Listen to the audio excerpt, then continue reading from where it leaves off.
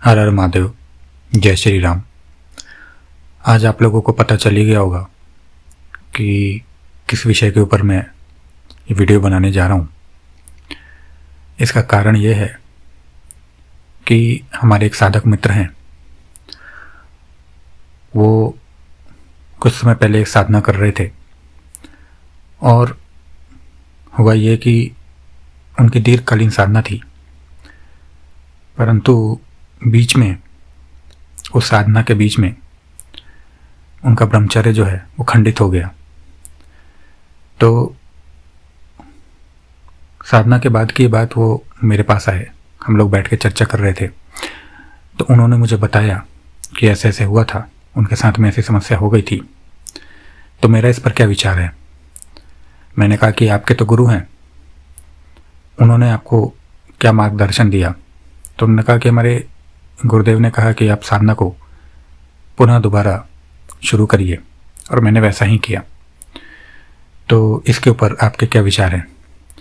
तो मैंने अपनी बात उनके सामने रखी और उसको सुनकर वो इतने अधिक संतुष्ट हुए कि उन्होंने मुझसे कहा कि मैं इस विषय पर एक वीडियो बना के अपने चैनल के माध्यम से अपलोड करूं, जिससे कि बाकी लोगों तक भी जो ये मेरी बात है या जो मैं इस पर अपना मत रखता हूँ वो ज़रूर पहुँचे। और वो रोज़ ही मेरे से ये पूछते हैं कि आपने बनाया कि नहीं बनाया। तो अब उन्होंने इतना ज़्यादा जिद कर दिया है कि मैं इसके ऊपर वीडियो बना ही देता हूँ। मैंने कहा चलो मैं बना दूँ, एक तो उनकी भी संतुष्टि हो जाए, दूसरा जिसको इससे यदि लाभ मिले या उसे कुछ नया सीखने को मिले या जानने को मिले तो उसका भी कल्याण हो। अब बात करते हैं कि किसी व्यक्ति की यदि साधना के बीच में ब्रह्मचर्य जो है उसका खंडित हो जाता है तो उसके क्या कारण होते हैं, उसे क्या करना चाहिए। सर्वप्रथम तो मैं यहाँ पे यह बात कर दूं कि मैं सिर्फ जो ब्रह्मचर्य की समस्या है उसी के ऊपर बात कर रहा हूँ कि यदि किसी के साथ में ऐसी स्थिति घटित हो जाती है, मैं अन्य नियमों की बात नहीं कर रहा हूँ। जो भी अन्य नियम होते हैं साधना के, मैं उनके ऊपर कोई टिप्पणी नहीं कर रहा हूँ। और उसमें भी, ब्रह्मचर्य में भी, जिसका अपने आप ब्रह्मचर्य यदि बीच में खंडित हो जाता है, जिसका दोष नहीं है, मैं उस विषय के ऊपर बात कर रहा हूँ। बाकी जिनका जानबूझ के होता है, ऐसा तो कोई नहीं ही करता है, कोई विरला होता होगा, परंतु फिर भी यदि होता है तो वो अपनी बात जाने। साधारणतः ये जो समस्या आती है ये दीर्घकालीन साधनाओं के अंतर्गत आती है, परंतु फिर भी यदाकदा किसी व्यक्ति के साथ में ये अल्पकालीन साधनाएं या जो छोटी लघु साधनाएं होती हैं उसमें भी आ जाती हैं। तो सर्वप्रथम बात करते हैं कि इसके कारण क्या होते हैं। देखिए, यदि मैं गहराई के विषय में बात करूं तो सर्वप्रथम तो ये होता है कि शरीर जो है आपका, आपके गुरु ने तैयार नहीं किया है या आपने स्वयं ने तैयार नहीं किया है। सर्वप्रथम जो होता है, पंच तत्वों की आपकी शुद्धि नहीं हो रखी है और आपकी नाड़ियों में विकार या जो है आपकी जो चक्र हैं वो ठीक तरह से संतुलित नहीं है। क्योंकि यदि ये सब सही है तो दीर्घ से दीर्घकालीन भी साधना हो उसमें यह समस्या नहीं आती है। और ये तो हो गई अंदर की बात, इसके ऊपर मैं गहराई से ज़्यादा बात नहीं करना चाहता। परंतु जो आमतौर पे जो समस्या ये आती है वो क्यों आती है? वो इस कारण से आती है कि कोई जो आसपास की इतरी योनि की शक्ति है, वो नकारात्मक शक्ति, वो या उस व्यक्ति के साथ जुड़ी हुई वो चाहती है कि वो उन ऊर्जाओं को ग्रहण कर ले, ह्रास कर ले और किसी न किसी माध्यम से वो ब्रह्मचर्य को खंडित करा देती है, जो आमतौर पर ज़्यादा करके ये देखा जाता है। नहीं तो जो मैंने पहले विषय गिनाए हैं वह भी कारण होते हैं जिनका कि शोधन साधक को अपने स्तर पर शुरुआत में कर लेना चाहिए। या जो योग गुरु होता है वो आपको शुरू में ही आपको इन सब चीज़ों का ज्ञान देता है और सर्वप्रथम आपका शरीर ही तैयार करता है, बाद में ही आपसे साधनाएं करवाता है। सर्वप्रथम आपकी पंच तत्वों की शुद्धि ही करता है। चलिए, ये तो हो गए कारण। अब किसी व्यक्ति का यदि ब्रह्मचर्य साधना के बीच में खंडित हो जाता है तो उसे क्या करना चाहिए। मैं यहाँ पे साधना की बात कर रहा हूँ, सिद्धि की बात नहीं कर रहा हूँ, क्योंकि सिद्धि और साधना दोनों अलग अलग चीज़ें हैं।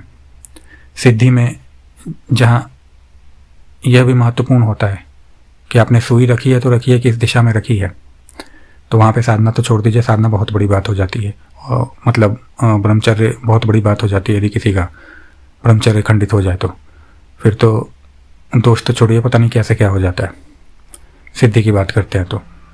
परंतु मैं यहाँ पे साधना की बात कर रहा हूँ, ज़्यादा करके साधना करी जाती है। अब आप ये समझिए कि साधना आप किसकी करते हैं।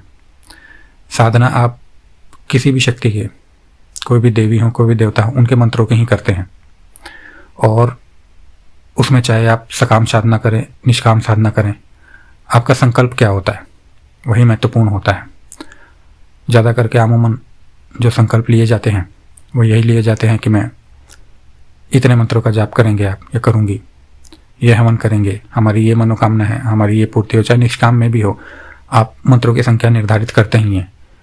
कोई यह तो संकल्प लेता नहीं है कि यह शक्ति भगवती हमारे सामने प्रकट हो जाए, या वासुदेव हमारे सामने प्रकट हो जाए, महादेव हमारे सामने प्रकट हो जाए। कोई ये तो नहीं करता। यदि कोई करता है तो भैया वो अपनी बात खुद जाने, है ना। इस प्रकार से तो साधनाएं होती नहीं है कि आप किसी शक्ति को प्रकट कर रहे हो। ना ही इस प्रकार की कोई क्रिया और ना ही इस प्रकार का कोई मंत्र उपलब्ध है कि आप लोग दिव्य शक्तियों को अपने आंखों के सामने बांध के प्रकट कर दें। वो आपके भक्तिभाव से, प्रसन्नता से अपनी आपको दर्शन देते हैं, अवश्य देते हैं, इसमें कोई संदेह नहीं है, बिल्कुल देते हैं, मान के चलिए देते हैं।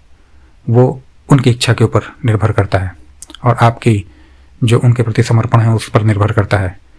इस चीज़ पर आप तो निर्भर कर नहीं सकता कि भाई आप मंत्रों के वशीभूत आप उन्हें बुला लें। इतना तो किसी के अंदर दम नहीं है भाई, कलयुग में, साफ सी बात है ना। बड़ी शक्तियों की बात कर रहा हूँ मैं। तो आपका संकल्प क्या होता है। आपका संकल्प ये होता है कि आप निश्चित संख्या का आप अपना संकल्प लेते हैं और उसका मंत्र जाप करने लगते हैं। जब आप आसन पर बैठते हैं और आप मंत्र जाप कर रहे होते हैं, तो जब आप थोड़े से मंत्र जाप कर लेते हैं, आप इस बात को समझिए सर्वप्रथम तो कि कोई भी जो मनुष्य है वो उसी ईश्वर का अंश है ना। और जब आप चाहे किसी भी मनुष्य के कर्म कैसे भी क्यों ना हो, इस बात को आप गहराई से समझिएगा, कर्म कैसे क्यों ना हो, परंतु जब वो आसन धारण करता है ना तो बहुत ही पवित्र चीज़ होती है ये। और थोड़े से मंत्र जाप जब वो कर लेता है तो वो उसके अंदर, और क्योंकि वो पहले से ईश्वर का अंश होता है प्रत्येक मनुष्य, तो ईश्वर के अंश होने के कारण, साधना के कारण, उस मंत्र के कारण वो स्वयं से उस ईश्वर के बिल्कुल अपने आप को समीपी महसूस करता है, अर्थात वो बहुत ही पवित्र स्तर पर होता है थोड़े से मंत्र जाप भी करने के बाद में। तो जिन व्यक्तियों के अंदर ये भ्रम है कि जिस शक्ति की हम साधना कर रहे हैं उस शक्ति वो नई शक्ति चाहती, वो खंडित उसने करा दिया हमारी साधना, ये चीज़ कर दिया, तो ईश्वर अपने ही अंश की साधना को क्यों खंडित करवाएंगे, आप ये बताइए। कोई भी जो बड़ी शक्ति होती है, महाशक्ति होती है, वो इस प्रकार के कार्य नहीं करती है। ये तो कलयुग है, छोड़ दीजिए। जब पहले के युगों में नहीं करती थी, स्वयं प्रसन्नता से आशीर्वाद देने आ जाते थे या मनोरथ पूछने आ जाते थे, तो आज क्यों करेंगे भाई। आज किसके अंदर सामर्थ्य है कि भाई उन्हें प्रकट भी कर ले, सोचने वाले विषय है ना।